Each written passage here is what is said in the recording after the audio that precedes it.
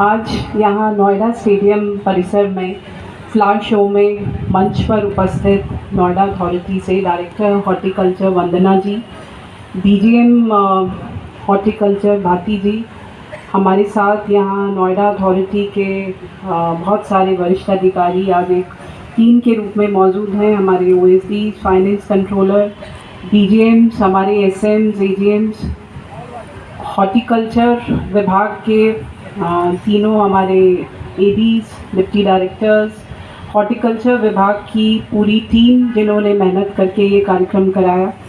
सबसे महत्वपूर्ण हमारे प्राइवेट पार्टनर्स फ्लोरिकल्चर सोसाइटी, उनकी अध्यक्षा मंजू जी, समस्त मेंबर्स जिनके सहयोग से और जिनके इनिशिएटिव से हमेशा ये फ्लावर शो ऑर्गेनाइज होता है, और नोएडा क्षेत्र से और अन्य क्षेत्रों से आए हुए विभिन्न पार्टिसिपेंट्स, कंपनीज, प्रतिभागीगण। आज 2 साल के बाद पुनः इस फ्लावर शो का आरंभ इसी परिसर से किया जा रहा है। 2020 बिगिनिंग में ये फ्लावर शो आयोजित हुआ था।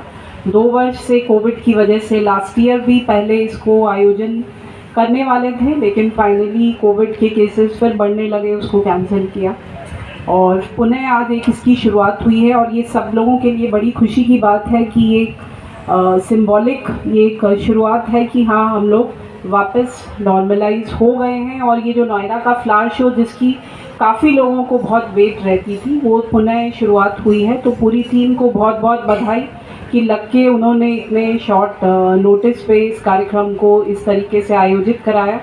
आज इस फ्लावर शो जो 3 दिन तक चलेगा, इसमें विभिन्न प्राइवेट स्टेक होल्डर्स के साथ साथ बहुत सारे गवर्नमेंट विभाग, प्राइवेट कंपनीज़ के द्वारा पार्टिसिपेट किया गया है और बहुत सारे एग्जिबिट्स, स्टॉल्स लगाए गए हैं। बहुत कैटेगरीज़ के कॉम्पिटिशन्स हैं जिसमें लगभग 100 के करीब पार्टिसिपेंट्स हैं।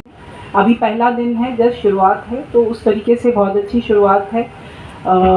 नोएडा जो एक हाई राइज सोसाइटीज़ का शहर बनता जा रहा है, तो टेरेस गार्डन का जो एक एग्जिबिट फ्लोरिकल्चर सोसाइटी के द्वारा लगाया गया है, वो भी बहुत सराहनीय है। तो ये एक छोटा सा प्रयास है अथॉरिटी की टीम का, फ्लोरिकल्चर सोसाइटी का। और हम सब जो नोएडा में रहते हैं, हम सब देखते हैं कि यद्यपि यहाँ के पॉल्यूशन के जो इंडिकेटर्स रहते हैं, जो हम लोगों के लिए, सबके लिए एक बड़ी चिंता की बात रहती है, लेकिन अगर हम एनसीआर के शहरों को देखें तो निश्चय ही यहाँ की प्लानिंग, यहाँ की ग्रीनरी अन्य शहरों से बहुत बेहतर है, जो हम लोग के लिए गर्व की बात है। जहाँ इसके लिए यहाँ का उद्यान विभाग बहुत बहुत बधाई का पात्र है।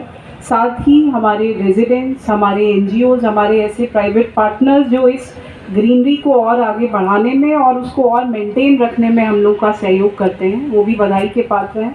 और नोएडा की एक पहचान यहाँ की प्लानिंग, यहाँ की ये ग्रीनरी है। तो इस शो के माध्यम से, इस मंच के माध्यम से, और जो भी लोग यहाँ प्रतिभाग कर रहे हैं, हम सबको प्रयास करना चाहिए कि इस ग्रीनरी को और बढ़ावा दें और जो बनाया गया है उसको हम लोग सजा के और संवार के रखें। और ये केवल अथॉरिटी की टीम के प्रयास से नहीं हो पाएगा। जब तक आप जैसे लोग, जागरूक नागरिक खुद इसमें नहीं जुड़ेंगे, तब तक हम शहर को और अच्छे तरीके से मेंटेन नहीं रख पाएंगे।